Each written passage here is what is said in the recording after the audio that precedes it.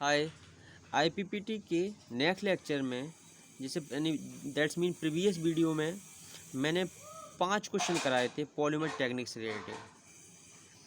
Polymer techniques they are the 4 type techniques: bulk polymerization, suspension polymerization, solution polymerization, emulsion polymerization. These are the 4 techniques. उनसे related question करा रहा था मैं, जो कई क्वेश्चन आई थिंक 5 क्वेश्चन करा चुका हूँ उससे रिलेटिव। नाउ और क्वेश्चन में उससे रिलेटिव मैं कराऊंगा, और इस वीडियो में मैं उससे रिलेटिव जितने भी क्वेश्चन और ज़्यादा से ज़्यादा बने हैं मुझ पर, मैंने उसने आपको कराऊंगा। ठीक है। नाउ 6 क्वेश्चन देखते हैं। 5 क्वेश्चन तो मैंने प्रीवियस वीडियो में करा दिए हैं। छठा क्वेश्चन देखते हैं क्या होता है। पॉलीमर टेक्निक्स मैंने आप लोगों के लिए करा दिया है। जितनी भी आपको पॉलीमर टेक्निक्स हैं, सस्पेंशन पॉलीमराइजेशन है इस तरह से, और आपकी बल्क पॉलीमराइजेशन है, ये आपकी प्रीवियस वीडियो में करा दी हैं, वो आप अच्छे से देख लीजिएगा। तो अब देखते हैं छठा क्वेश्चन देखते हैं क्या होता है। How is the solvent in solution polymerization is more useful. आपने देखा कि to overcome disadvantage of bulk polymerization, जो बल्क पॉलीमराइजेशन का डिसएडवांटेज क्या था, उसमें हीट डिसिपेट करना प्रॉब्लम था। उसका पॉलीमर था, उसकी विस्कोसिटी इतनी ज़्यादा हो जाती थी कि उसमें उसे एजिटेट करना प्रॉब्लम होता था, यूनिफॉर्मिटी नहीं रहती थी, ये सारी दिक्कत होती थी।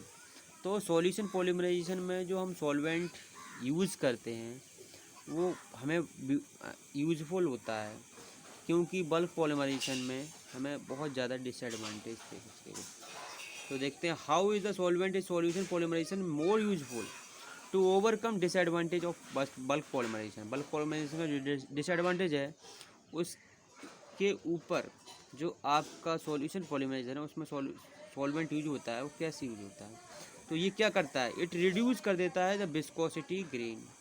जो आपको मैंने बताया था इस टैंक में जैसे मोनोमर इनिशिएटर वगैरह मिला दिया और एजिटेटर कर दिया तो इसकी विस्कोसिटी बहुत ज़्यादा बढ़ जाती थी, तो इसको एजिटेट करना में इसको पड़ जाता था, हीट डिसिपेशन भी नहीं होता था।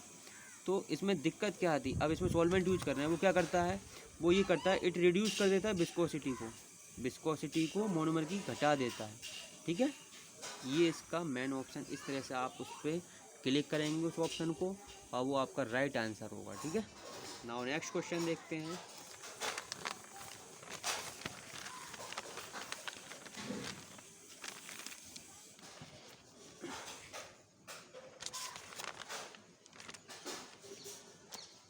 देखिए, ना solution polymerization disadvantage.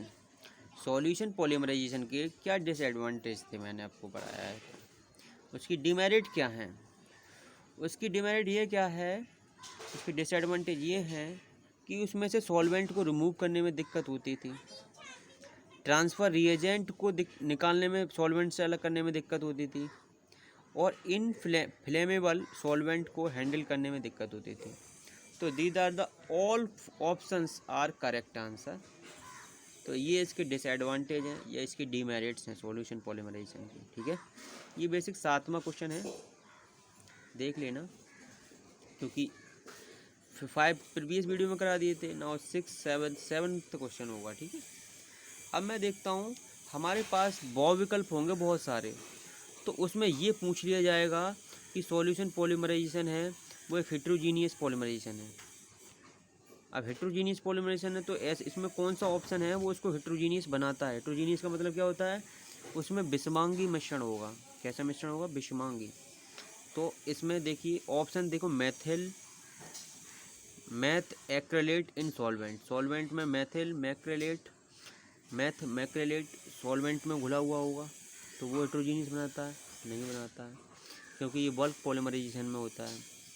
एक्रोनाइट्रिल in organic solvent, ये एक्रोनाइट्रिल है, ये आपका इन ऑर्गेनिक सॉल्वेंट में मिला हुआ होता है, तो ये आपका सॉल्यूशन पॉलीमराइजेशन बनाता है, और यही आपका करेक्ट आंसर होगा।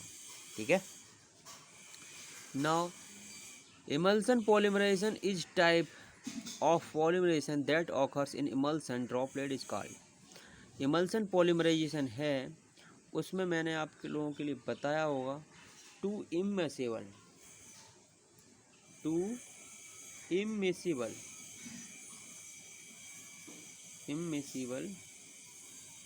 लिक्विड्स को आपस में मिलाया जाता है। दो ना मिलने वाले लिक्विड्स को जब आपस में मिलाते हैं तो हमारे पास पायस बनता है, इमल्सन बोलता है। इमल्सन बनता है, वो इमल्सन बनेगा तो आपने देखा होगा तेल को और पानी को आपस में मिक्स कीजिए तो पीले कलर का द्रव बनता है, दैट कॉल्ड एज इमल्सन। और जो मिल्क है वो भी इमल्सन है क्योंकि उसमें पानी में फैट मिली हुई होती है। ठीक है, तो आप लोगों के लिए समझ में आया इमल्सन का टाइप मतलब क्या होता है। तो उसमें जो ड्रॉपलेट बनती हैं उनको क्या कहते हैं। उनमें जो ड्रॉपलेट बनती हैं इस तरह से इमल्सन में, तो इनको बोलते हैं माइसेल। ये गोलाकार आकृति में होती हैं,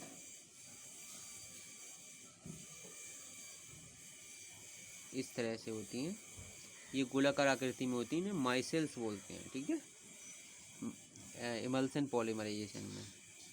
right, now next question, axis surfactant. जो आपका एक्सिस सरफेक्टेंट है, अगर आप किसी भी पॉलीमराइजेशन में एक्सिस सरफेक्टेंट मिलाते हैं तो उससे वाटर में क्या क्रिएट हो जाता है। तो वाटर में इस तरह की गोल आकार की माइसेल्स बन जाती हैं, इस तरह से।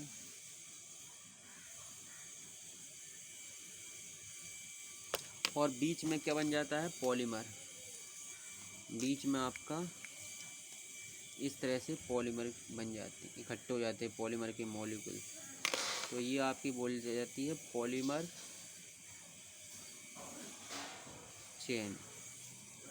तो ये इसे बोलते क्या हैं, ये क्या क्रिएट कर देते हैं, ये आपके माइसेल्स को क्रिएट कर देते हैं। क्या कर देते हैं, माइसेल्स को क्रिएट कर देते हैं। ठीक है, अब आपको जो माइसेल्स होते हैं इस तरह से गोलाकार, इनकी सांद्रता को मीज़र किया जाता है। 10वां क्वेश्चन है, इनकी सांद्रता को कैसे मीज़र किया जाता है। कोई नाम होता होगा, उस किस नाम से उसको मीज़र किया जाता है, उसको बोलते हैं CMC, critical micelles concentration. Critical micelles concentration में मीज़र किया जाता है माइसेल्स को, इस तरह से कितनी माइसेल्स बन रही हैं, तो क्रिटिकल माइसेल्स कंसंट्रेशन से इसको मेज़र किया जाता है। नाउ नेक्स्ट क्वेश्चन देखते हैं, द इनिशिएटर। आई थिंक आप लोगों के लिए बहुत अच्छे से समझ में आ रहा होगा क्योंकि मैंने क्वेश्चन को हिंदी में भी लिखा है, इंग्लिश में भी लिखा है। ठीक है, और यहाँ दिक्कत वाली कोई दिक्कत कुछ नहीं आएगी, ताकि आप लोगों के लिए जितना भी हो सकता है मैंने अच्छे से क्वेश्चन बनाने की कोशिश की है। ठीक है, नाउ देख लेते हैं, initiator used in emulsion polymerization. Emulsion polymerization में जो इनिशिएटर यूज होते हैं वो कौन से इनिशिएटर यूज होते हैं। मैंने आपको लोगों के लिए बताया है कि इमल्सन पॉलीमराइजेशन में 1 मिनट, इमल्सन पॉलीमराइजेशन में क्या यूज होता है। देखो, इमल्सन पॉलीमराइजेशन है यह है, तो इसमें 2 मिक्सचर ऑफ इमर्सिबल लिक्विड्स का होता है और हेट्रोजीनियस होता है ये पॉलीमर। और दूसरी इसमें इनिशिएटर यूज होते हैं जो पॉलीमराइजेशन को स्टार्ट करते हैं। तो इस इनिशिएटर का नाम पूछा है क्वेश्चन में, उस इनिशिएटर का नाम बताइए। तो उस इनिशिएटर का नाम पर सल्फेट, क्या होगा, पर सल्फेट ऑप्शन में आ जाए तब भी सही है, या फिर पर ऑक्साइड आ जाए तब भी आपका सही है। ये दोनों इनिशिएटर यूज होते हैं, ये वाटर सॉल्युबल होते हैं, जो वाटर में घुल जाते हैं। ठीक है, आई थिंक आप लोगों के लिए समझ में आ गया होगा। नेक्स्ट क्वेश्चन देखते हैं, सस्पेंशन पॉलीमराइजेशन में कौन सा पॉलीमर बनाया जाता है। सस्पेंशन पॉलीमराइजेशन में मैंने एक नाम लिया होगा PMMA, पॉलीमेथाइल मेथा एक्रेलेट से बोलते हैं PMMA, सस्पेंशन पॉलीमराइजेशन से बनता है। ठीक है, this is the first question, first option is correct answer. Heat obtained during the process of suspension, suspension polymerization के द्वारा जो हीट निकलती है वो किस टाइप की होती है। कंट्रोल्ड होती है, अनकंट्रोल्ड होती है, मॉडरेट होती है या पार्शियली कंट्रोल्ड होती है। तो वो आपकी कंट्रोल्ड होती है। कैसी होती है? कंट्रोल्ड होगी, हीट होगी जो निकलेगी उसको ईजिली कंट्रोल किया जा सकता है, तो कंट्रोल्ड होती है। कौन से पॉलीमराइजेशन में? सस्पेंशन पॉलीमराइजेशन में। Now next question, emulsion polymerization में कौन सा पॉलीमर नहीं बनता है? ऐसे ऑप्शन में 4 पॉलीमर के नाम दे रखे होंगे और इसमें ये पूछ लेगा कि इमल्सन पॉलीमराइजेशन में कौन सा पॉलीमर नहीं बनता है, तो इसमें पीवीसी नहीं बनता है, पीवीसी नहीं बनता है। पीवीसी आपका बल्क पॉलीमराइजेशन में बनता है। पीवीसी इसको बोलते हैं पॉलीविनाइल क्लोराइड, ये आपके केस में बनते हैं। मतलब पीवीसी उसमें बनता है। ओके, तो पीवीसी नहीं बनता है इमल्सन पॉलीमराइजेशन से। Now last question, water. ये वाटर जो इनिशिएटर यूज होते हैं, इस सभी चारों टेक्निक से उसमें इनिशिएटर यूज होते हैं। इनिशिएटर काम क्या रहता है? वो पॉलीमराइजेशन प्रोसेस को स्टार्ट कर देते हैं। तो वो क्या होते हैं? वो वाटर सॉल्युबल होते हैं, इनसॉल्युबल होते हैं, पार्शियली सॉल्युबल होते हैं, या नाइदर सॉल्युबल नाइदर इनसॉल्युबल। तो वो बेसिकली पानी में घुलने वाले होते हैं इनिशिएटर। वाटर सॉल्युबल होंगे, कैसे होंगे? पानी में घुलने वाले,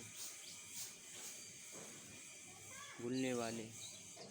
और इनका काम क्या रहता है? ये इनिशिएटर होते हैं, वो पॉलीमराइजेशन को